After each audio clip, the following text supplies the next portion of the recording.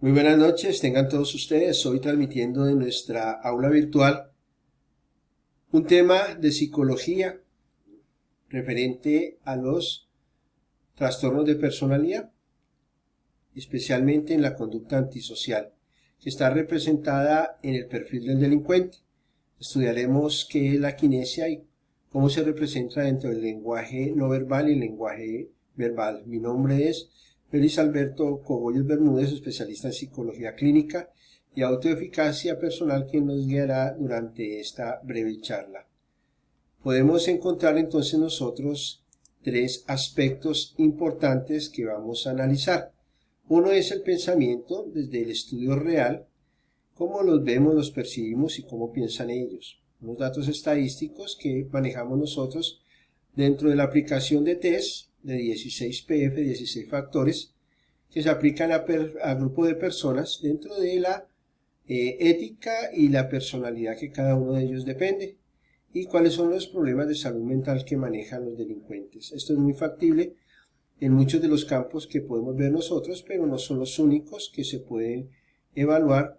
Tenemos también test como MPI-2 de Minnesota, Millón y muchos más que pueden mostrarnos la conducta típica de este tipo de personas.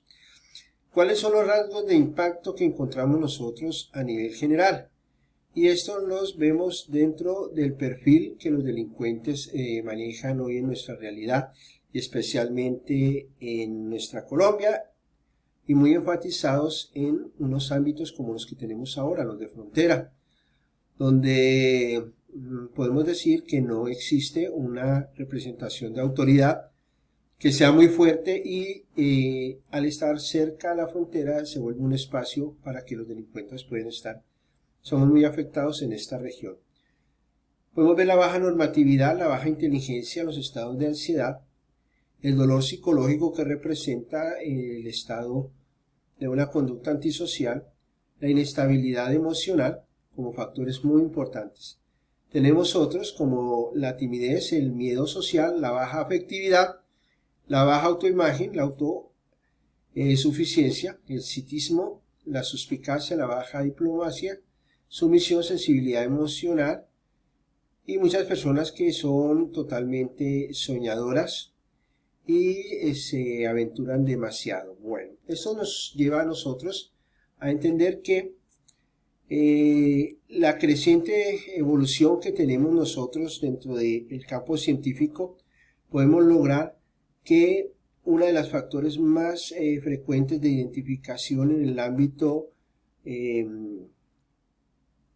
delincuencial ha sido el de la policía, que logra intervenir demasiado este tipo de conductas para esclarecer la verdad en la comisión de los delitos, y han contratado directamente personas de otros países para que vengan a dictarnos cursos de lenguaje no verbal, perfiles delincuenciales y sobre todo desde la parte psicológica, psicólogos forenses, donde identificarán emociones, reacciones que se pueden activar dentro de la percepción, entrevista e interrogación de los delincuentes. Funciones totalmente en el ámbito policial, pero que también los están adoptando diferentes empresas, como aquellas que tienen seguridad, escoltas, personas que manejan vigilancia privada, en fin, y pueden llegar a tomar este tipo de enseñanzas.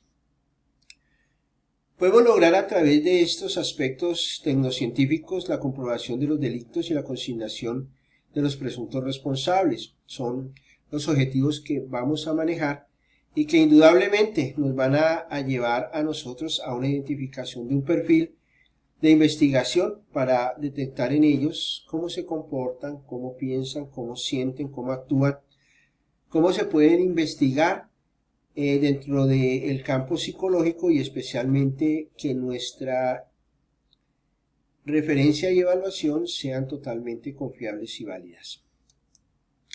Uno de los aspectos más fundamentales dentro de este campo es la emoción. Las emociones están consideradas como dentro de los delitos muy importantes, porque en ellos actúa la espontaneidad y los actos no pensados. Tenemos los sustos, los miedos, las iras, que desencadenan actos involuntarios y a veces no pensados, que generan la consecución de delitos, en este caso los homicidios y las lesiones personales, pero que son una variable dentro de una experiencia vivida, dentro de un mundo de situaciones que han tenido los delincuentes, que para poder llegar a manifestarlos dentro de una colisión de delitos, ha fundamentado todo un historial de vida para que ellos puedan tener este tipo de conductas, pero que es muy fundamental que estas emociones sean identificadas dentro de los que están dentro de estas áreas. Los psicólogos, por ejemplo, tenemos dentro de este campo mucho que ver dentro del acto, digamos, policial, investigativo, forense, para descubrir y fundamentar qué tipo de emociones manejan los delincuentes. Defenderemos una emoción como un estado afectivo, pero que es fisiológico y se relaciona directamente con la producción de nuestras glándulas endocrinas, y en este caso podríamos hablar del cerebro, los neurotransmisores, la influencia de las glándulas salivales, quienes están totalmente relacionadas con la producción hormonal, el manejo de la acetilcolina, la dopamina, que son grandes agentes que van a influenciar para el desarrollo y consecución de estos tipos de delitos. Por eso hay una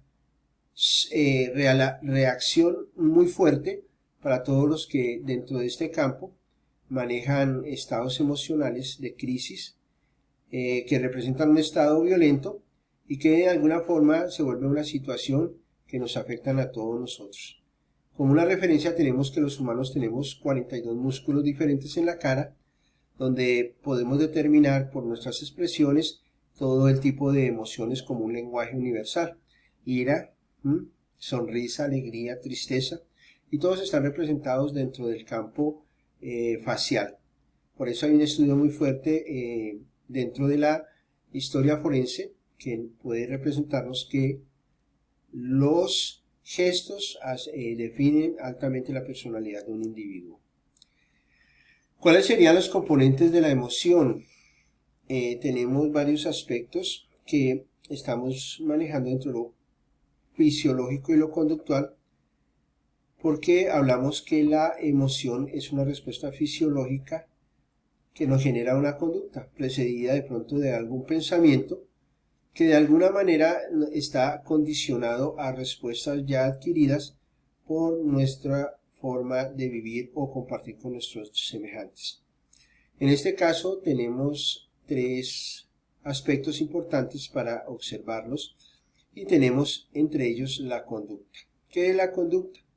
De cierta manera es nuestra forma de comportarse, pero se miden como controladores basados dentro de un aprendizaje. Yo cómo me comporto, cómo he aprendido a comportarme. ¿Cuál es mi respuesta conductual? Cómo la he aprendido cognitivamente, la he relacionado o mentalmente la he vivenciado. Y esto va a cada uno de los grupos que uno comparte. Grupos sociales, grupos familiares, grupos sentimentales. Y esto nos representa a nosotros una fuerte relación de conducta. ¿Cómo la relacionamos? Con diferentes características que podemos notar, como las expresiones faciales, las acciones y gestos, la expresión no verbal, el distanciamiento personal, que son campos donde el delincuente siempre tiene un campo de acción muy fuerte y muy centrado a la comisión de delitos. Los aspectos fisiológicos, donde muchos de ellos se vuelven involuntarios por la reacción físico-biológica que representa las reacciones emocionales que se desprenden muchas veces de un pensamiento. Cuando se vuelven fríos y calculadores, generalmente las emociones son tendidas a un bajo nivel. Pero cuando son llevadas al máximo expresión, encontramos movimientos involuntarios, temblores, rubor, sudoración, respiración agitada, dilatación pupilar y aumento del ritmo cardíaco. Y esto ocurre por la segregación de las hipo y hiperritmias, los ahogamientos o hiperventilaciones y los estados musculares donde encontramos tensión muscular y aceleración del calor corporal. Muchas de las cosas que dilatan la pupila es las grandes influencias dopaminérgicas que ocurren en el cerebro. Las categorías básicas de las emociones las tenemos dentro del perfil del delincuente como un patrón de conducta por los cuales actúan de esta forma involuntaria, que están dados siempre hacia un objetivo. Van a cometer un atraco, van a cometer un homicidio, van a cometer un delito. Están representados por emociones que tanto son básicas como representan una fuerza mental donde pierden totalmente la acción del control o autocontrol y se condicionan a una idea fija. Eso tiene que ver muchísimo con el caminar dentro del campo delictivo. Cada vez que se vuelven más profesionales, se vuelven más condicionados.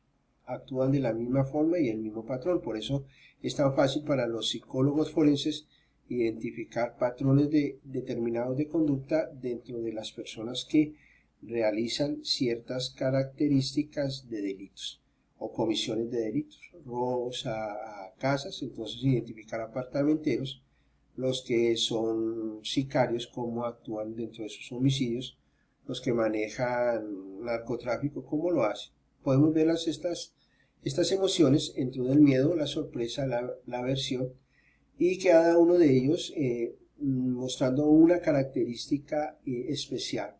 El miedo, anticipación a las amenazas y peligros que produce la ansiedad, incertidumbre, inseguridad, y propicia reacción hacia la protección. Entonces por miedo disparan, por miedo actúan, por miedo condicionados hacia una respuesta violenta. La sorpresa, que es el sobresalto, asombro, desconcierto, y es muy transitoria porque tiende a orientar hacia las nuevas situaciones. Entonces no se sabe cómo van a salir las cosas y actúan por sorpresa. Sorpresa igual evitación, salen corriendo o reaccionan en forma violenta. Estamos hablando del perfil del delincuente porque también estas emociones pueden estar dentro de las víctimas que actúan de forma diferente pero similares en la influencia psicológica, psicofisiológica. La aversión, entonces disgusto, asco, miedo, rechazos y todo esto que pueden manejar en juntas situaciones, tanto victimarios como víctimas, que nos pueden manejar a nosotros una identificación de estos perfiles.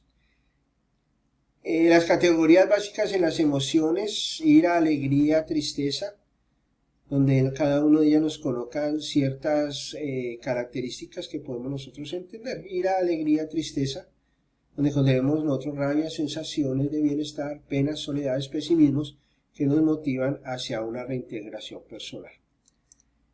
Bueno, esto es más o menos una charla que podemos entregar sobre este trabajo didáctico que nos hemos puesto dentro de esta herramienta, agradeciendo de antemano pues a poderla aplicar, poderla demostrar, y que me va a servir muchísimo para trabajar con los estudiantes. No sabía cómo se proyectaba cámara, cómo se proyectaba PowerPoint, pero ya desde esta captura y de estas pantallas ya puedo lograrlo. Hay muchas cosas que no se preparan, están sobre la situación, se va cogiendo confianza, pero creo que lo logré. Muchas gracias, y este es mi aporte entonces para la plataforma del trabajo, y les agradezco mucho a todos ustedes. Muy amables, muchas gracias.